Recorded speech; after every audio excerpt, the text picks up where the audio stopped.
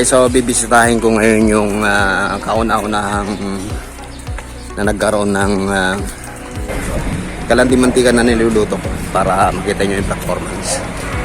Ay yung ginawa kong kalandimantika para makita nyo yung performance. Okay, pupunta ako sa kumpare ko. Tignan ko yung kalan na kinuha sa akin. Titignan ko kung na nagpa-function. Hindi lang ko naisip.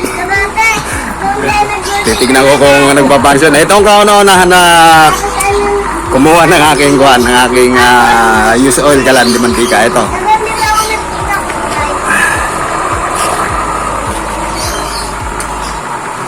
May nagagamit na yung kumpare ko. Kumpare nga dito.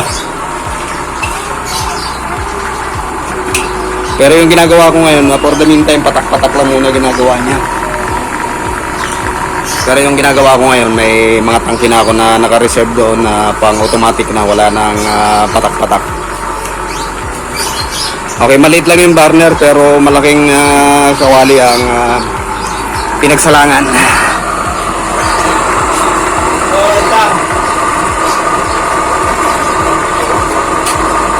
Ay, yung nozzle na ginamit dito, yung nozzle number 3. Okay, so napakinabangan na yung aking nozzle. Okay, so ito kumpare ko Salamat pare. Sige pre. Sige. Obserba mo muna pagka may diferensya.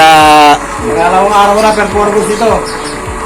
Okay, so pagka dadalhan din kita ng ibang nozzle. Sige. So, okay, so hanggang dito lamang muna ulit.